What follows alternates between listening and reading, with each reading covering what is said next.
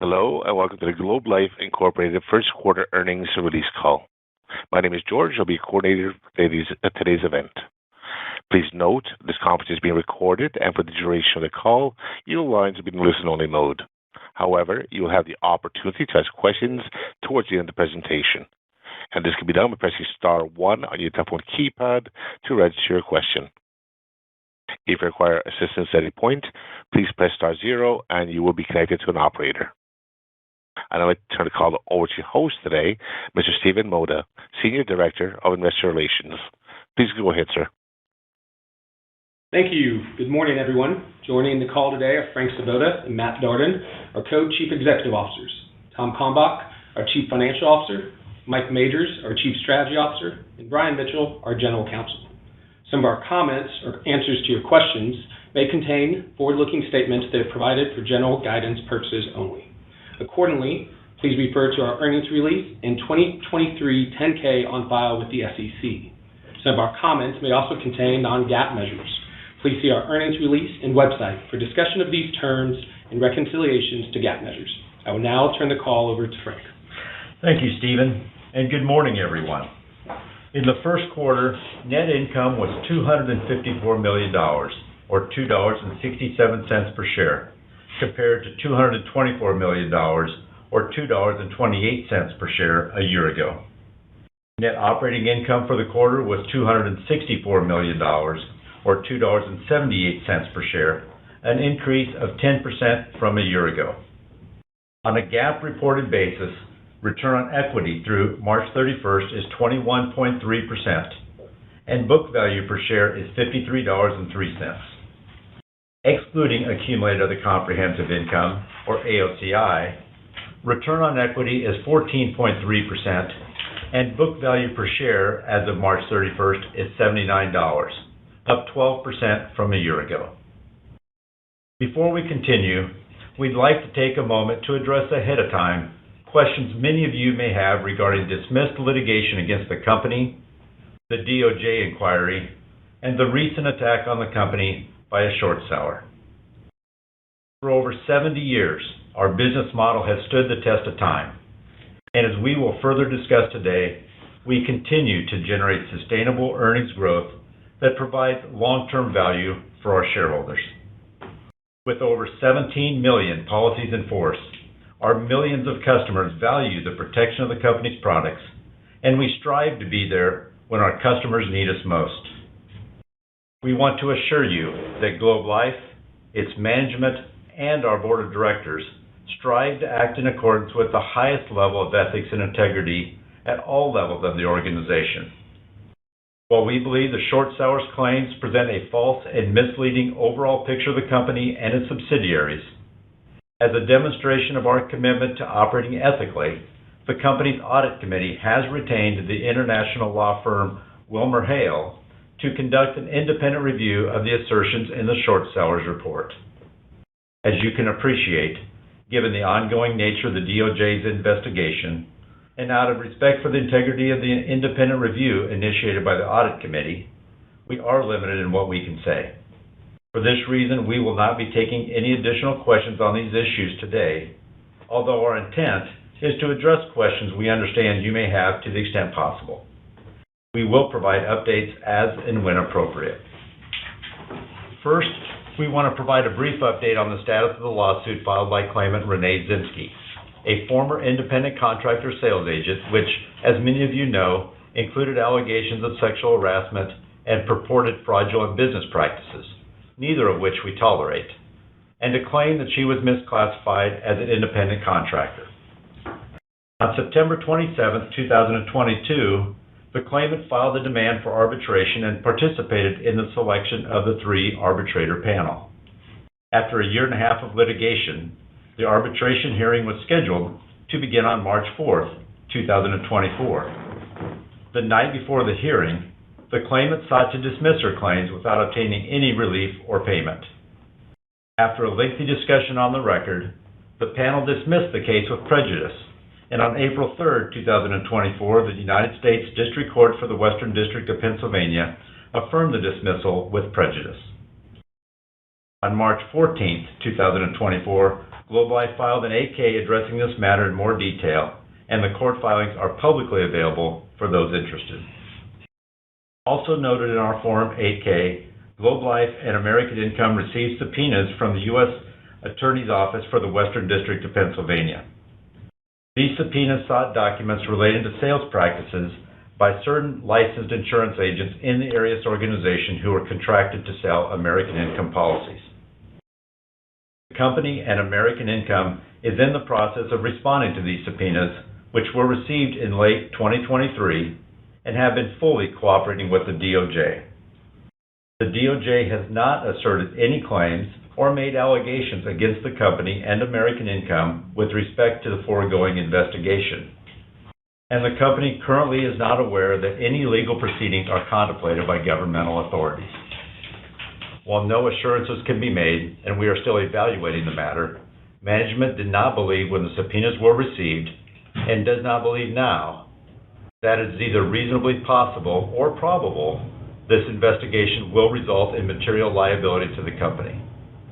As such, the company did not disclose the existence of the request from the DOJ in its Form 10-K. We are providing additional information regarding this matter to you now in light of recent questions that have been raised. Matt? Thanks, Frank. Most recently, both the litigation and the DOJ's investigation were the subject of a lengthy attack on the company by a short seller. As we have stated publicly, we believe the report mischaracterizes many facts, and it relies on anonymous sources, dismissed lawsuits, and allegations that have not been proven in litigation, to present a false and misleading overall picture of Globe Life and American Income. In this instance, we believe the short seller's report demonstrates a fundamental lack of understanding of the life insurance business generally and of how our company operates and reports revenue. As we have disclosed in our annual reports and audited financial statements, Globe Life recognizes revenue from premiums for long-duration life and health insurance products over the life of the contract and when payments are due from the policyholder.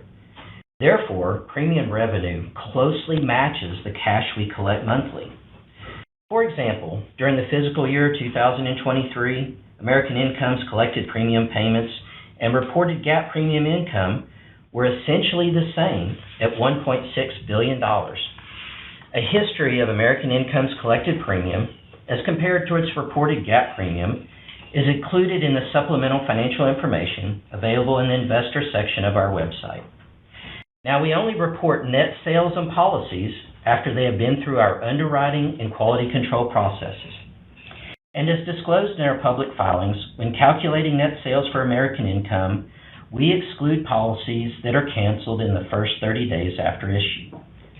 Fundamentally, the success of our business depends on our underwriting rigor and our ability to continue selling policies to customers who keep their policies and pay their premiums over time. Now, this builds a solid book of business, and we have continued to do so year over year.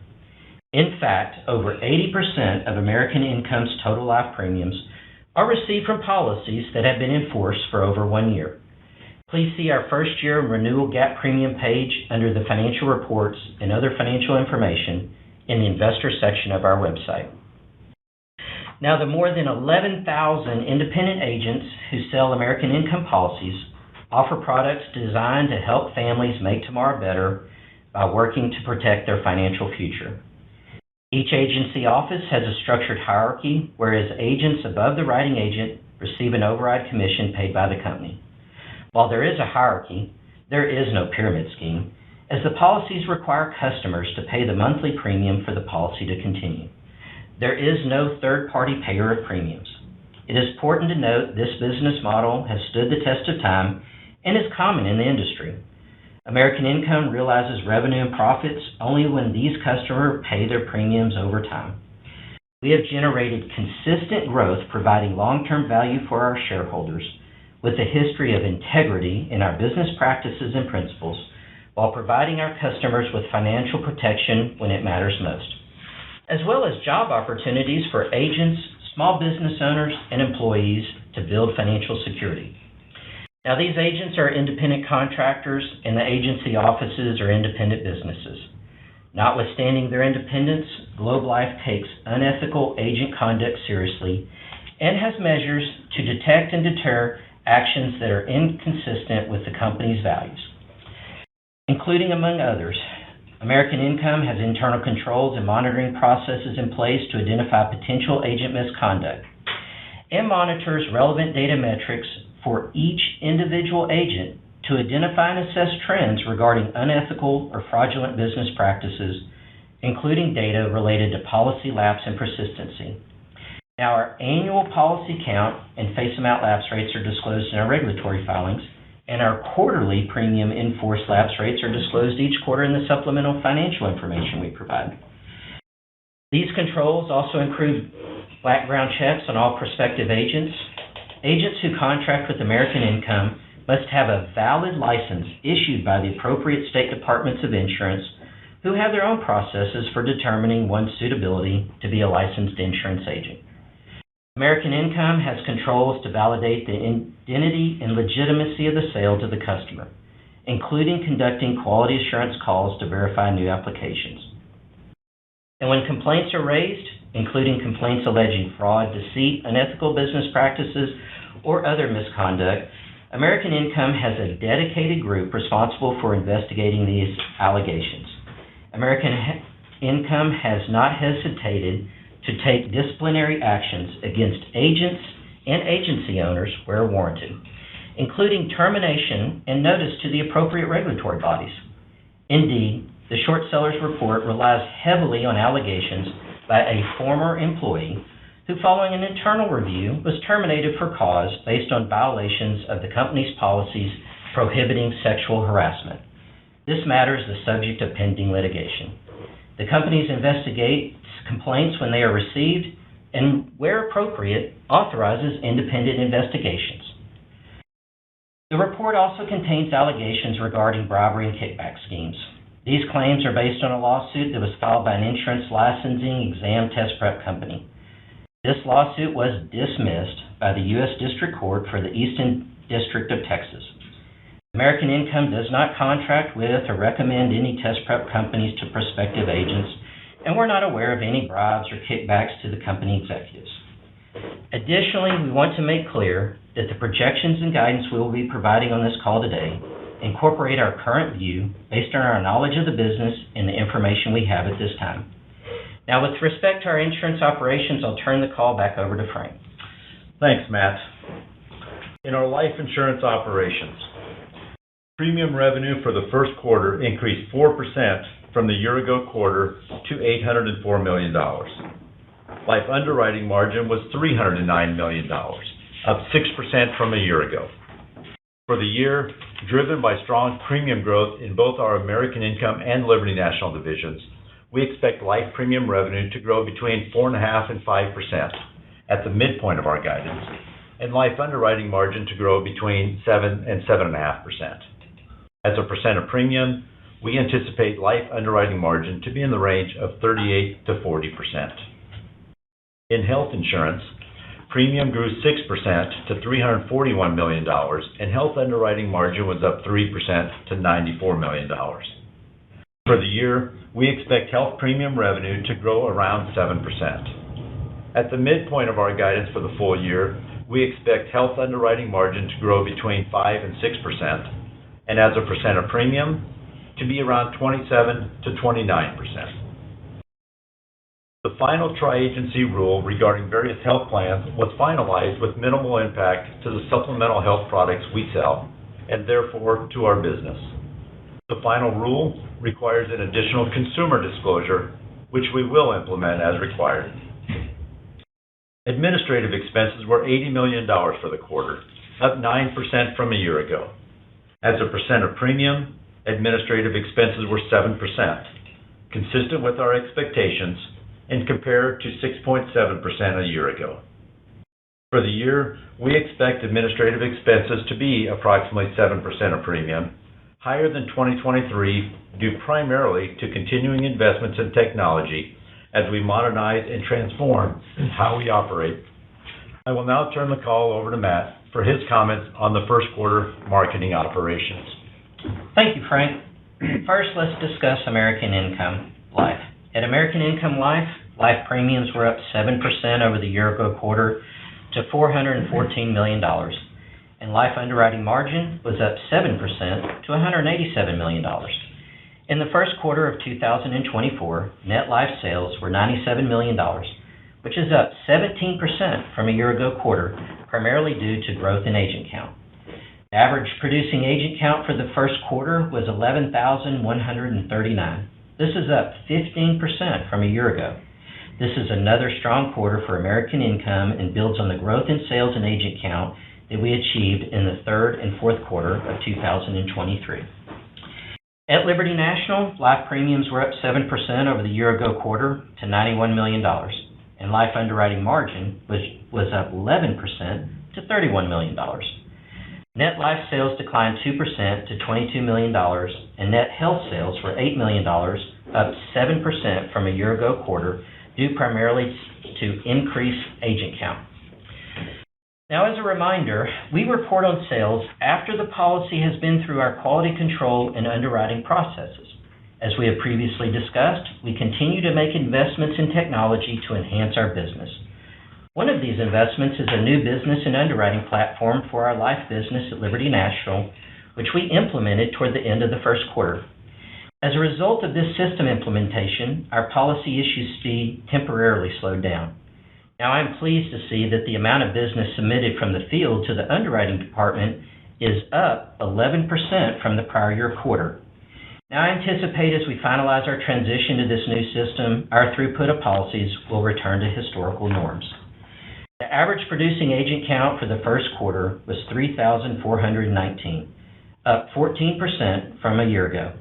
We continue to be proud of the strong agent count growth at Liberty National. At Family Heritage, health premiums increased 8% over the year-ago quarter to $103 million, and health underwriting margin increased 13% to $36 million. Net health sales were up 11% to $25 million, and this is due to increased agent productivity enabled by our investments in technology. The average producing agent count for the first quarter was 1,295, approximately flat from a year ago. Family Heritage continues to focus on agent count and middle management growth. Now let's discuss direct-to-consumer. In our direct-to-consumer division at Globe Life, life premiums were flat compared to the year-ago quarter at $248 million, while life underwriting margin increased 4% to $59 million. Net life sales were $29 million, down 12% from the year-ago quarter, and as we have previously discussed, this decline is primarily due to lower customer inquiries as we have reduced marketing spend on certain campaigns that did not meet our profit objectives. We will continue to focus on maximizing the underwriting margin dollars on new sales by managing the rising advertising and distribution costs associated with acquiring this new business. Additionally, the direct-to-consumer channel provides critical support to our agency business through brand impressions and the generation of sales leads. Now let's discuss United American General Agency. Here, the health premiums increased 7% over the year-ago quarter to $142 million. Health underwriting margin of $12 million is down approximately $1 million from the year-ago quarter. Net health sales were $16 million, up 7% over the year-ago quarter, due to strong activity in the individual Medicare supplement business. Now let's discuss projections. Now, based on the trends that we're seeing and our experience with our business, we expect the average annual producing agent count trends for 2024 to be as follows. At Liberty National, mid-teens growth. At Family Heritage, low single-digit growth. Net life sales for 2024 are expected to be as follows. For Liberty National, mid-teens growth. Direct-to-consumer, slightly down. Net health sales for 2024 are expected to be as follows. Liberty National, mid-teens growth. Family Heritage, low double-digit growth. United American General Agency, low to mid-single-digit growth. Now, based on very recent events, we are actively evaluating the impact on AIL's agent count and projected sales for the remainder of the year. Now, to date, we have not seen a significant impact on our agent recruiting pipeline. As the majority of our business is produced by experienced agents, any negative recruiting trends should have a muted impact on 2024 sales. In addition, it should be noted that sales in the second half of the year have a diminished impact on premium earnings, especially since over 80% of American Income Life's premiums come from policies that have been in force for greater than 1 year. That said, taking into account what we know today and the knowledge of our business, at the midpoint of our guidance, we estimate average agent count growth and sales growth at AIL for the full year to be in the low single digits and mid-single digits respectively. We acknowledge these are estimates and thus agent count and sales growth could be higher or lower. The range of our earnings guidance contemplates a range of possibilities regarding sales and agent count growth, including reasonably severe scenarios. Due to the significant growth in the first quarter, our sales guidance does assume a moderation of sales for the remainder of the year. I will now turn the call back to Frank. Thanks, Matt. We will now turn to the investment operations. Excess investment income, which we define as net investment income less only required interest, was $44 million, up $15 million from the year-ago quarter. Net investment income was $283 million, up 10%, or $25 million from the year-ago quarter. The increase is due to the continued strong growth in average invested assets. Higher interest rates across fixed maturities, commercial mortgage loans, limited partnerships, and short-term investments also contributed to the higher growth rate. Required interest is up 4.8% over the year-ago quarter, same as the increase in average policy liability.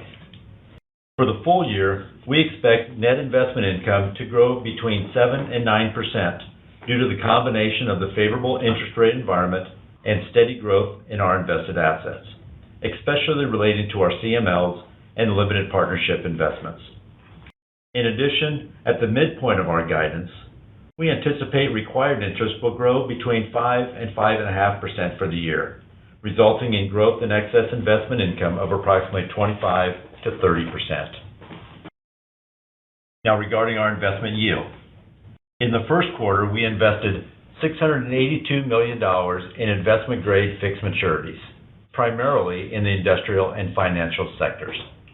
This amount was higher than expected to take advantage of opportunities in the market. We invested at an average yield of 5.86%, an average rating of A-, and an average life of 32 years. We also invested approximately $126 million in commercial mortgage loans and limited partnerships that have debt-like characteristics at an average expected return of 10%. None of our direct investments in commercial mortgage loans involved office properties. These investments are expected to produce additional cash yield over our fixed maturity investments, and they are in line with our conservative investment philosophy. For the entire fixed maturity portfolio, the first quarter yield was 5.24%, up 6 basis points from the first quarter of 2023, and up 1 basis point from the fourth quarter. As of March 31st, the tax equivalent effective yield rate on the fixed maturity portfolio was 5.25%. Including the cash yield from our commercial mortgage loans and limited partnerships, the first quarter earned yield was 5.46%. Invested assets are $21.4 billion, including $19.5 billion of fixed maturities at amortized cost. Of the fixed maturities, $19 billion are investment grade with an average rating of A-. Overall, the total fixed maturity portfolio is rated A-, same as a year ago. On fixed maturity, investment portfolio has a net unrealized loss position of approximately $1.4 billion due to the current market rates being higher than the book yield of our holdings. As we have historically noted, we are not concerned by the unrealized loss position as it is mostly interest rate driven and currently relates entirely to bonds with maturities that extend beyond 10 years. We have the intent and, more importantly, the ability to hold our investments to maturity. Bonds rated BBB comprise 47% of the fixed maturity portfolio, compared to 51% from the year-ago quarter. While this ratio is high relative to our peers, we have little or no exposure to higher risk assets such as derivatives, equities, residential mortgages, real estate equities, CLOs, and other asset-backed securities held by our peers. We believe that the BBB securities we acquire generally provide the best risk-adjusted, capital-adjusted returns, due in part to our ability to hold securities to maturity regardless of fluctuations in interest rates or equity markets.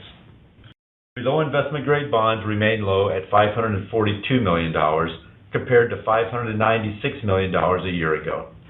The percentage of below investment-grade bonds to total fixed maturities is 2.8%.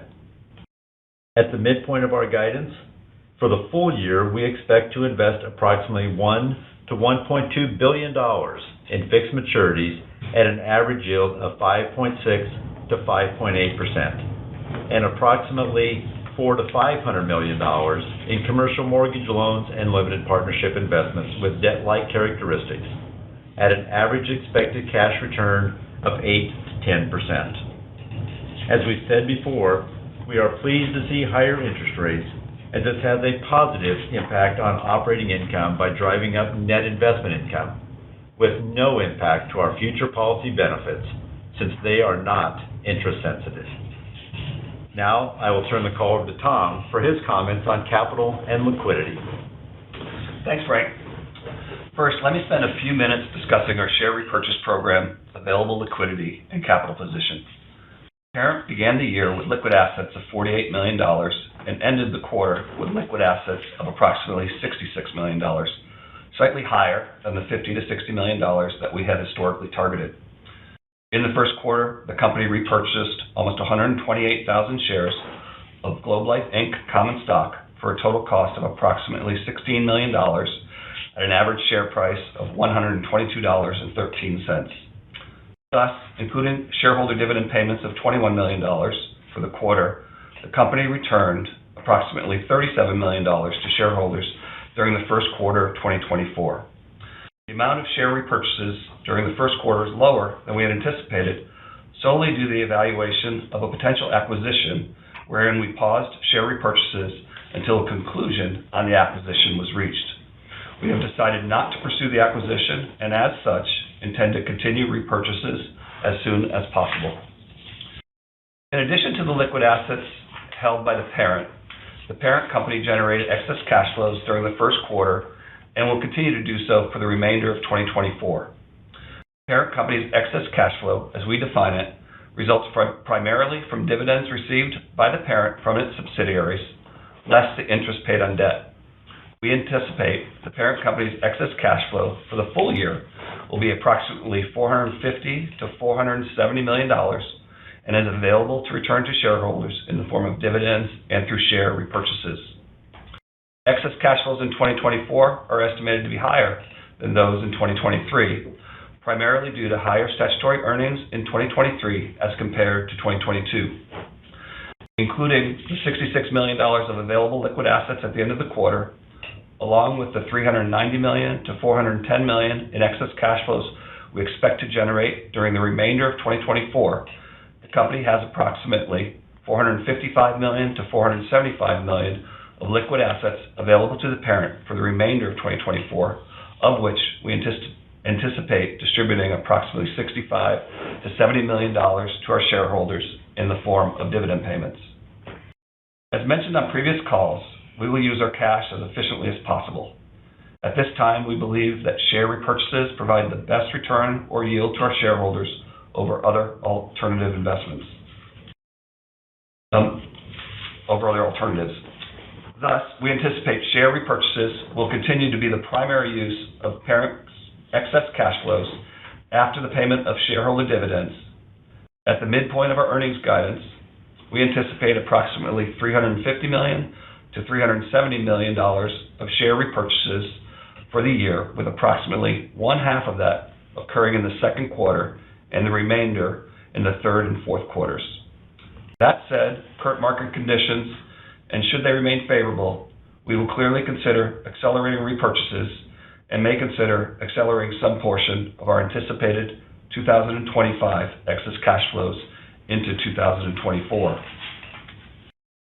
Now, with respect to our capital levels at our insurance subsidiaries, our goal is to maintain our capital levels necessary to support ratings. Globe Life targets a consolidated company action level RBC in the range of 300% to 320%. At the end of 2023, our consolidated RBC ratio was 314%. At this ratio, our subsidiaries had, at that time, approximately $85 million of capital over the amount needed to meet the low end of our consolidated RBC target of 300%. Now, with regards to policy obligations for the current quarter, as we discussed on prior calls, we have included within the supplemental financial information available on our website an exhibit that details the remeasurement gain or loss by distribution channel. As a reminder, in the third quarter of 2023, we updated both our life and health assumptions, and there have been no changes to our long-term assumptions in the period since. No assumption updates were made in the first quarter of 2024, and we intend to update life and health assumptions in the third quarter of this year. In addition to the impact of assumption changes, the remeasurement gain or loss also indicates experience fluctuations. For the first quarter of 2024, life policy obligations were favorable when compared to our assumptions of mortality and persistency. The remeasurement gain related to experience fluctuations resulted in $5 million of lower life policy obligations and $3 million of lower health policy obligations. As expected, life remeasurement gains were lower this quarter than in the last half of 2023, which we believe is due in part to the seasonally high first quarter life claims versus the rest of the year. We continue to be encouraged by the recent short-term trends in policy obligations experience. The range of earnings guidance encompasses the possibility of future favorable remeasurement gains through 2024. The recent experience, as well as our life mortality trends in the first half of 2024, will inform the third quarter 2024 update to our endemic mortality assumptions. As we noted on our last call, our endemic mortality assumptions currently assumes returning to mortality levels slightly above pre-pandemic levels over the next few years. Recent trends, if they should continue, may indicate a quicker recovery than our current assumptions. Finally, with respect to earnings guidance for 2024. For the full year 2024, we estimate net operating earnings per diluted share will be in the range of $11.50 to $12, representing 10.3% growth at the midpoint of our range. The $11.75 point midpoint is higher than our previous guidance and reflects recent and anticipated investment income results, in addition to a greater impact from the $350 million to $370 million of share repurchases in 2024, as discussed earlier. Those are my comments. I now return the call back to Matt. Thank you, Tom. Those are our comments, and we'll now open up the call for questions. Thank you very much, sir. Ladies and gentlemen, as a reminder, if you have any questions, please press star 1 on your telephone keypad. Please also ensure your mute function is not activated in order to let your signal reach your equipment. Our very first question is coming from Jim Buller of J.P. Morgan. Please go ahead. Hey, good morning. So first, just had a question on what's your rough idea on the timing of the WilmerHale investigation, and then what's your process going to be going forward in terms of giving investors updates? Should we assume that once something is completed, or if you get a request from a regulator, you'd actually put out a filing, or is it going to be more around scheduled earnings calls or other events? Yeah, hi, Jimmy. The investigation from WilmerHale will be happening in the near term, and we'll be providing updates, as appropriate on that. If there's any material updates that are needed, obviously we'll put that out through some type of an 8-K, filing. Otherwise, it'll be more through our normal channels. And near term, is it like a quarter or so, or is it even faster or slower? Just trying to get some sense. I think as we mentioned earlier, in respect of the ongoing activity, don't have a specific time frame on that. We're not really going to comment. Okay. And then in terms of the impact on your business thus far, I realize 2 weeks is too short of a period, but and you're implying that sales thus far have not been affected. But are there other parts of your business that are affected, where you've seen an impact either on persistency of policies or retention of agents, or any other aspects of the business where you've seen an impact short term or longer term from what's gone on over the past couple of weeks? Yeah, as I'd mentioned in the earlier remarks, is we're really not seeing an impact. The first place I think it would show up would be in the agent recruiting pipeline, and we're not seeing an impact there. As well as from a customer perspective, we receive very limited input from that. For point of reference, we receive about 40 to 50,000 calls a day, and in the early days, we were receiving 3, 4, or 5 calls. Recently, that trend has been 0. We also have an agent call-in line as well, and we're receiving the same thing, just minimal to now 0 calls from our agent field as well on this topic. And the blackout on your buybacks, is that expiring, or that goes away tomorrow, or is it later on today or next week? Yeah, Jimmy, that goes away just in the normal course, that we're open tomorrow to be able to start buying back shares. Yeah. Okay, thank you. Thank you, sir. Ladies and gentlemen, if your question has been answered, you may remove yourself from the queue by pressing star 2. Our next question is coming from Ryan Krueger, calling from KBW. Please go ahead.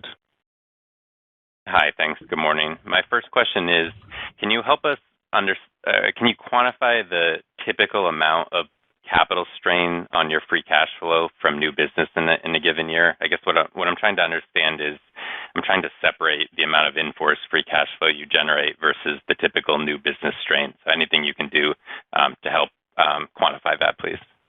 Yeah, Ryan, thanks for the question. On prior calls, I've actually given a rule of thumb kind of along those lines that for the agency channels, we expect statutory strain of about 40 to 50% of any increase in sales. So that would work the same way as if we had a reduction in sales. So that gives you a good frame of reference for determining that. Got it. That's for the change in sales. But what about if you had no new sales at all? Can you give any sense of how much higher your free cash flow would be? Yeah, the same rule of thumb works. So if we had no sales, basically about half of that would be an increase in excess cash flows.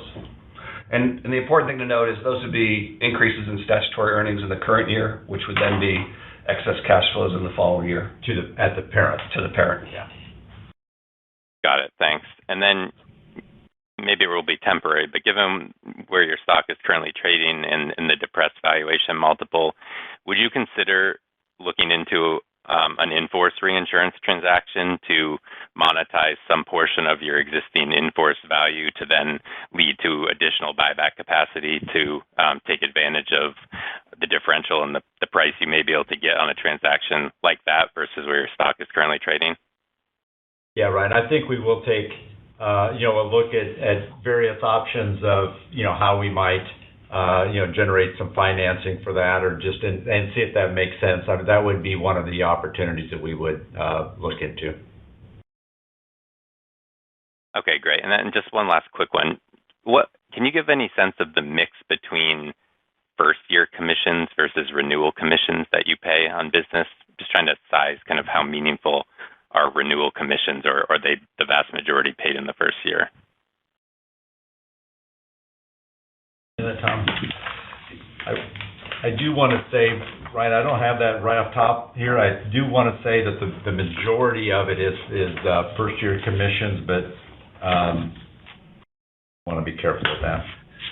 Yeah, I'd agree. I think we could look at the renewal commissions in our statutory filings to give some insight there, but I would think renewal commissions are less than 10% of renewal premiums, so that might be a good frame of reference. Okay, great. Thank you. Thank you, Mr. Krueger. We'll now move to Wes Carmichael, calling from Autonomous Research. Please go ahead. Hey, good morning, and thanks for taking my question. You talked about, in your prepared remarks, potentially accelerating the buyback and bringing back maybe 2025. Does that decision depend on the outcome of any review by WilmerHale or regulators?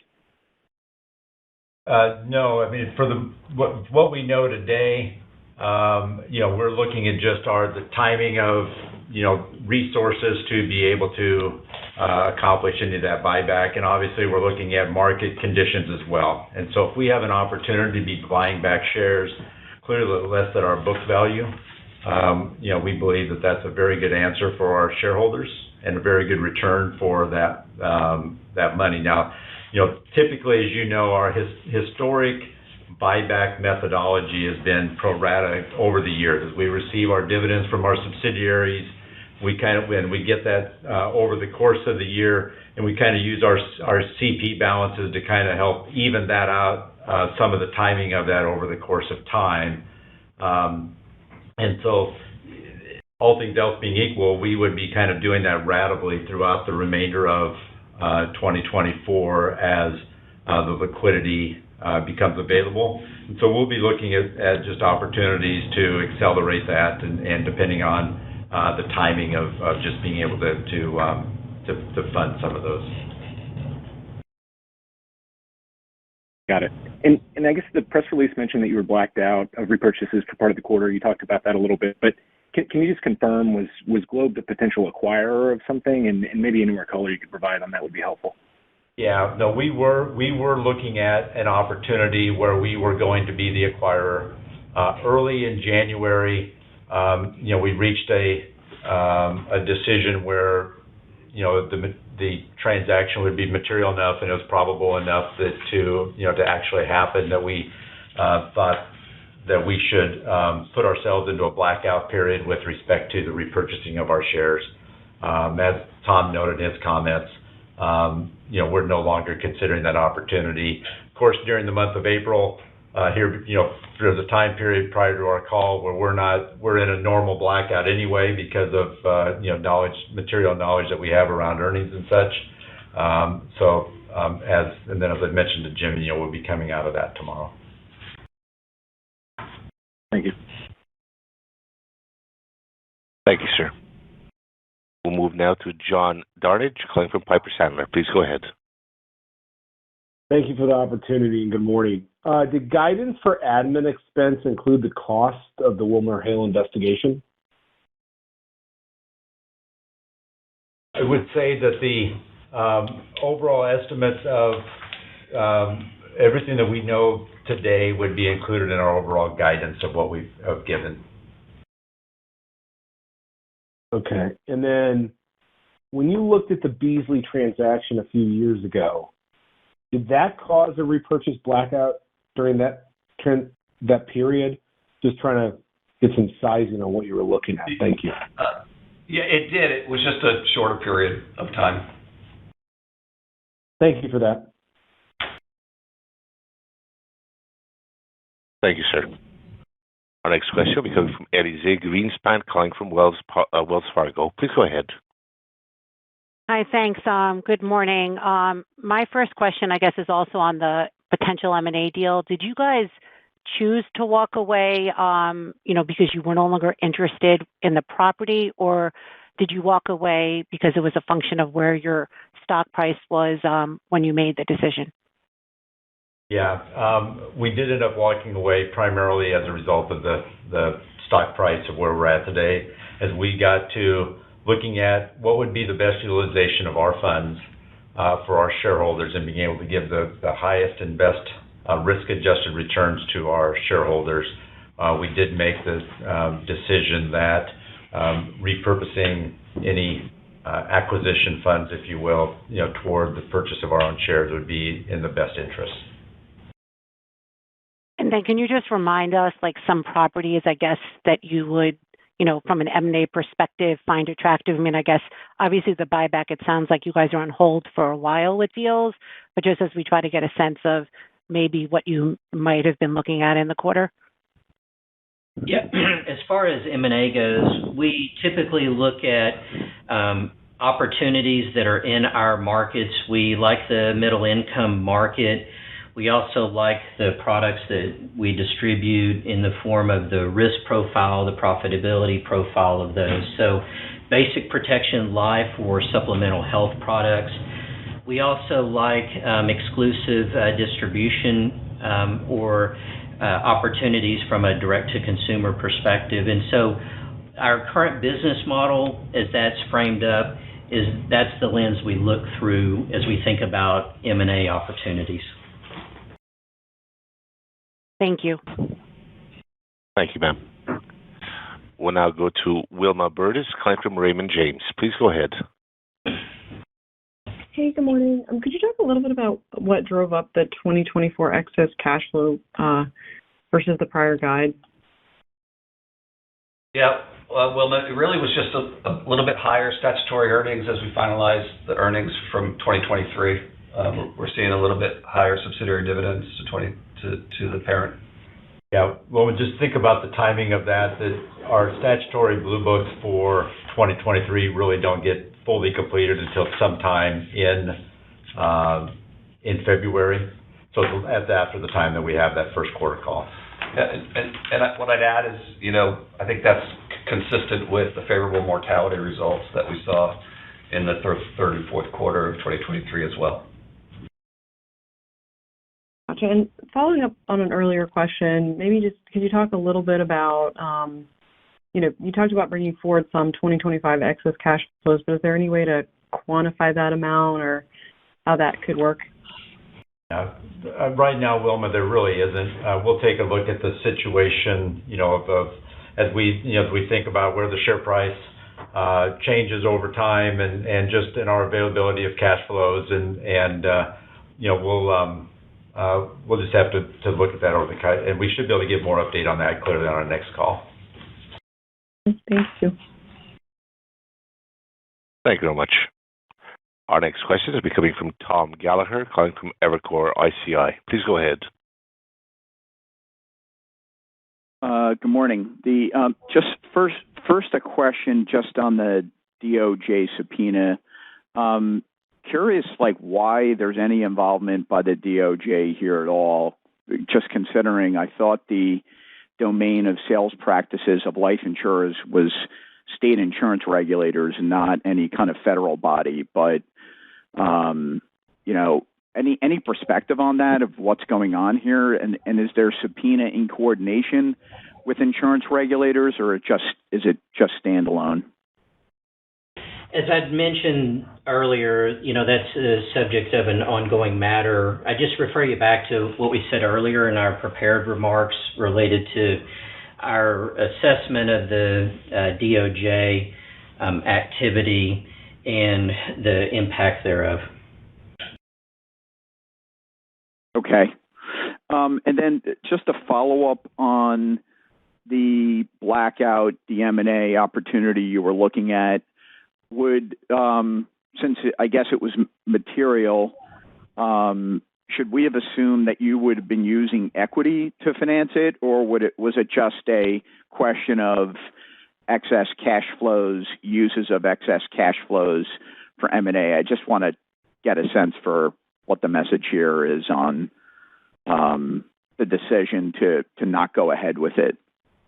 Yeah, Tom, I don't think you should make that assumption necessarily.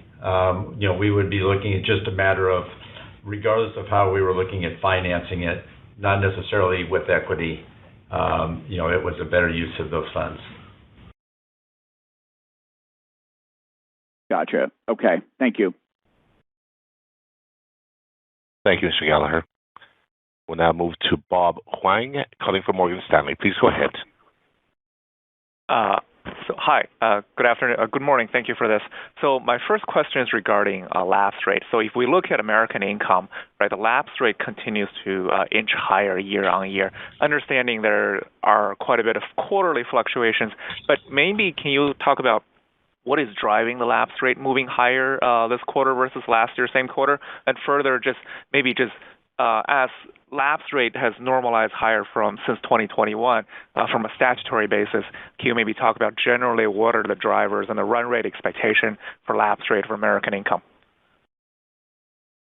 Yeah, The AIL first-year lapse rates, I mean, they were higher for the quarter. At this point, we don't see the uptick as anything other than fluctuations. You know, we've had quarters in the past that have been had lapse rates that were similar. In addition, kind of as you mentioned, there is some seasonality in lapse rates, and first quarter tends to be a little higher than other quarters. On the renewal lapse rates, I think that's really a function of a change in the mix of business as we've generated more sales over the recent years. There's more business in that second, third, and fourth durations, which tend to have a little bit higher lapse rates than we'd have in place for those that have been on the books for a long period of time. So I think those are the things that are impacting AIL lapse rates at this point. Okay, got it. So it's essentially like a normal lapse rate change, not necessarily something abnormal. Got it. Thank you. Yeah. So my second question, I know that a lot of people have been asking about the DOJ, and it's not something that you're at liberty to discuss for most of it. But just given the current DOJ probe, given the negative headlines from the third-party distributors and previously, is there a need to maybe revisit the sales organization structure, the compliance procedures, your distributor relationship, things of that nature, in terms of how you think about risk management and compliance going forward? Is there a need for change, so to speak? As we said, we take unethical agent conduct very seriously. We have measures that we detect and deter these actions. We also continually evaluate our controls and update those as necessary, and we're comfortable that our processes continue to function as intended. So for now, we're pleased with the processes that we have in place, the identification of issues in the field, and as I'd mentioned, we have dedicated teams that research and evaluate and conduct investigations on issues as they become known. Got it. Thank you very much. Thank you, Mr. Wang. We'll now move to Suneet Kamath, calling from Jefferies. Please go ahead. Yeah, thanks. I was wondering if you could comment a bit on the concentration of your sales in your various channels to agencies. You know, you'd mentioned the Arias organization and AIL. You know, can you give us a sense of, you know, how much premium comes from that organization, as well as just some data on that concentration, you know, top couple distributors in each channel, like how much that represents? Sure. Maybe first for Arias, it's about 6% or so of our new production. One of the things I think is important to keep in mind is that's an organization of several hundred agents, and all of those agents are individual contractors that are contracted with us. And we have agency owners that come and go on a routine basis. It's just part of our normal business practices. As you might imagine, we have agency owners that retire, they pursue other interests, and as I mentioned earlier, on occasion, it's necessary for us to terminate one. So we have long business practices over our ability to transition those agents and who keep producing business for us, and they're contracted, you know, with us. And so, you know, sometimes we look at just overall the larger agencies in our larger organizations in our different agencies. Sometimes that kind of follows along the 80-20 rule. But again, those are really, sometimes they're partnerships, there's multiple agency owners involved, et cetera. And so I feel like we've got great processes in place to deal with transitions as they're necessary. And with that sorry, go ahead. I was just going to say, Matt, to add to that 6% is part of American Income Life sales. Yes. And about 3% overall. Yeah. American Income Life's new sales. And when you think about that 6%, is that a big number relative to kind of the overall organization, like the other distributors that you have in there, or is that? I just want to get a sense of what that 6% feels like to you guys. It's one of our larger ones. Like I said, it kind of gets back to that 80-20 rule of, we have around 100 agency owners, and then more than that when we start looking at individuals involved in partnerships and the like. And so, simplistically, Our top 20% probably produce about 70 or 80% of our new sales. But I'll just go back to, as a reminder, those agency owners are in charge of an organization of those agents that are individually contracted with us, and those agents that are individually contracted with us, stay with us over a period of time and work their way through our own career track. Got it. And then I guess I'm still a little confused on the whole remeasurement gains. It sounds like there wasn't anything here in the quarter, but are you guiding? It sounds like also you're guiding to some sort of impact with the third quarter assumption review that should be positive. If that's true, I don't know if there's any way that you could kind of size that. And is that embedded in your guidance yet or not? Yeah, our guidance and the range of our guidance reflects kind of the information that we have now and our expectations with regards to remeasurement gains or losses due to an assumption change. I think we continue to monitor the trends, and if you look back to the third quarter and fourth quarter remeasurement gains, those were fairly sizable. We had expected first quarter to be lower just because of the flu season and RSV and other things that usually lead to a little bit higher mortality in the first quarter. So those are kind of some of the inputs to how we think about assumption changes when we go into the third quarter. Okay, thanks. Thank you very much. We now have a follow-up question from Jimmy Bhullar calling from J.P. Morgan. Please go ahead. Hey, so just wanted to follow up on a couple of things related to your guidance. Are you assuming the lower share price for buybacks in your updated guidance as well? We are, yeah. The lower share price, if I think about the 20-cent increase to our guidance, a little less than half was related to investment income, and the remainder was really driven by share price changes. And then the remeasurement gains, it seems clear that that's in your assumption as well. Any sort of big changes in your assumptions, the underlying assumptions as part of the annual actuarial review, are those in guidance as well, or are they not? They're reflected in our range, Jimmy. So again, we're making, based upon what we know today and the trends, we're trying to make our best estimate as far as where we think guidance will emerge. Yeah, Jimmy, it's still too early to know whether or not, of course, whether there would be any assumption change, coming up in the third quarter. We're obviously in the range. We're looking at various possibilities of, if we continue to have remeasurement gains, and whether or not that could lead to an assumption change or not, or if we end up having some worse experience, which goes the other way, right? So all of that's embedded, in the overall range. And then if we look at CDC data or overall population deaths, they're still running higher than pre-COVID, and some of that has to do with drug abuse and other things. They're improving, but they haven't gotten back to pre-COVID yet. Are you noticing the same in your book as well, or has your book recently been running close to long-term pre-COVID type levels?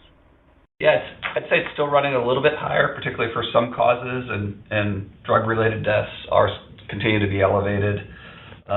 Even, we've seen some improvements off the peak for, say, heart disease, but it's still not back to pre-pandemic levels. Where we are seeing some significant improvement is in motor vehicles, and homicides seem to have come down quite a bit.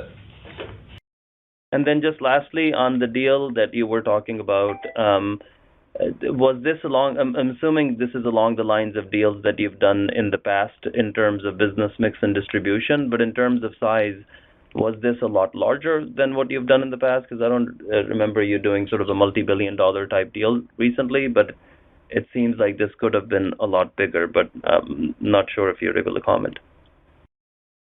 Yeah, Jimmy, you can't really comment about any kind of specifics. Obviously, it was material enough. It was, I would just say, a little bit bigger than some of them that we've done recently.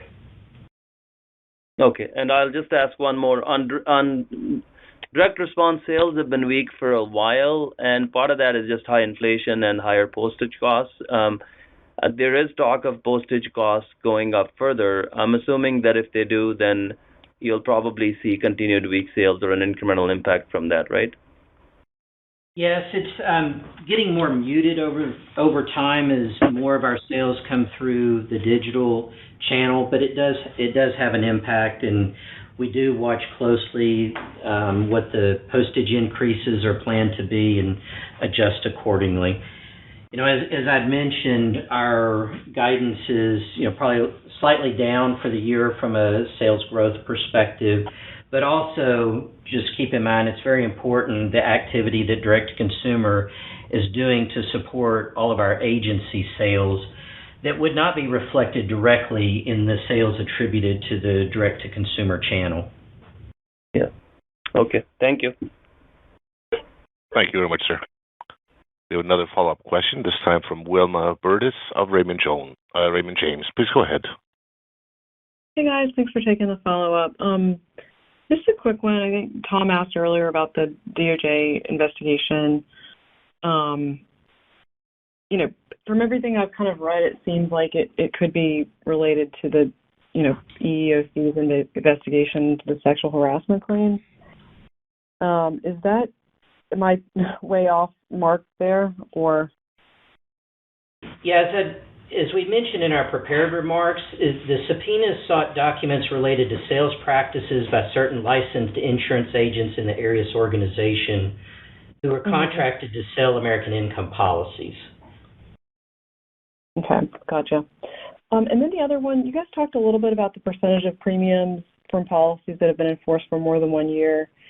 Have you noticed any trends in that figure over time, or has it been pretty stable?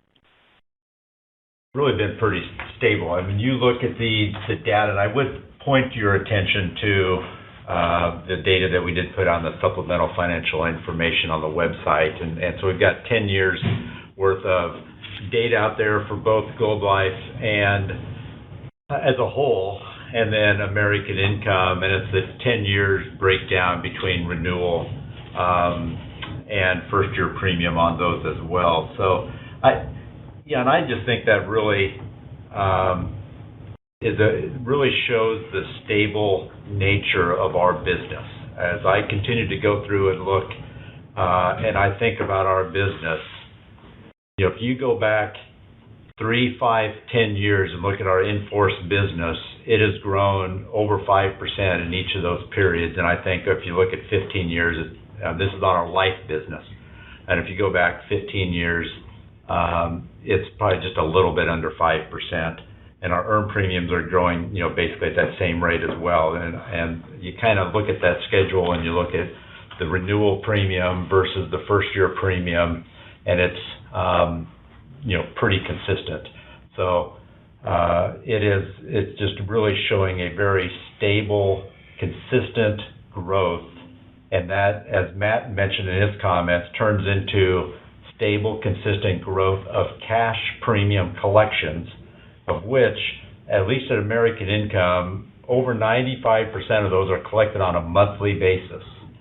And it's a little bit less than that on a total Globe Life basis.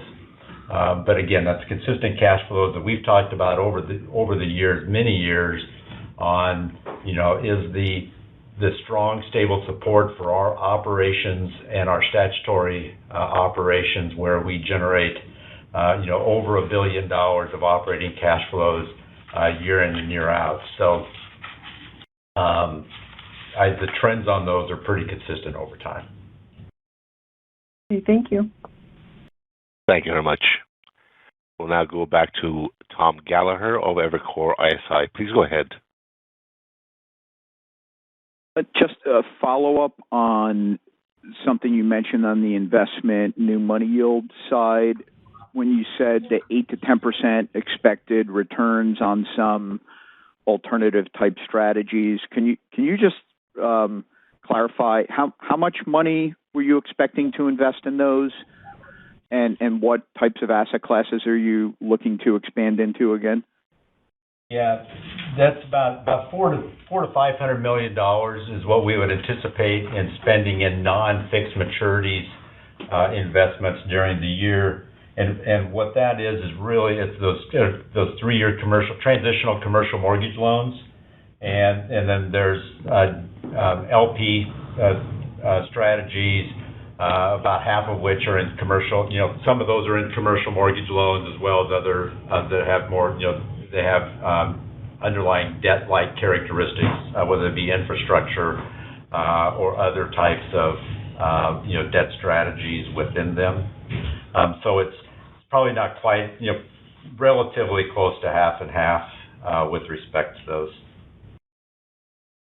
Got it. So infrastructure and transitional real estate are the main two categories. Yes. And just out of curiosity, I presume there's of higher C1 charges, and if you're looking to husband capital and improve free cash flow, isn't that going to be somewhat of a drag? Now, obviously not for this year's free cash flow, but for next year. Yeah, so on the commercial mortgage loans, that's not the case. Now, if they are in the LP structure, you do end up with a little higher RBC. We're taking that into account as we look. We talk a lot about having a risk-adjusted and capital-adjusted returns. So when we look at these investments that are getting put on Schedule BA and having a little high RBC charge, we look at that and make sure that we're getting that as an appropriate lift, if you will, to pay for that additional capital. Gotcha. Okay, thanks. And I will just clarify, there's some piece of that. The infrastructure is one of them. There's also just straight credit LPs. We're looking just at some private credit strategies. And I would keep in mind, all of these are managed by outside, and we're partnering with J.P. Morgan, Goldman, PIMCO, Ares, MetLife. So we have several different partners that are helping to we're investing these through. Okay, thanks. Thank you much, Mr. Gallagher. We have another follow-up question, this time from Wes Carmichael of Autonomous Research. Please go ahead. Yeah, thanks for taking my follow-up. Just one on American Income. I think you said the midpoint of your guidance on agent count and sales growth is low to mid-single digits, and I think that's a slowdown from what you're expecting last quarter. And I guess I'm just curious, is that slowdown you're anticipating from negative press or litigation, and are you actually seeing that show up yet? Like I mentioned earlier, we're really not seeing it in our recruiting pipeline, which I think is where it'd show up first. So we just revised down slightly to low single-digit growth on the agent count side and mid-single-digit growth on the sales side. And just, again, it's too early to tell, but we're really not hearing much from the field related to any sort of disruption or concern. So just trying to be cognizant of what's out there in its early days. Thank you. Thank you, sir. Ladies and gentlemen, that will conclude today's question and answer session. I turn the call back over to Stephen Mota for any additional or closing remarks. Thank you. All right. Thank you for joining us this morning. Those are our comments, and we will talk to you again next quarter. Ladies and gentlemen, that concludes today's call. We thank you for your attendance. You may now disconnect. Have a good day and goodbye.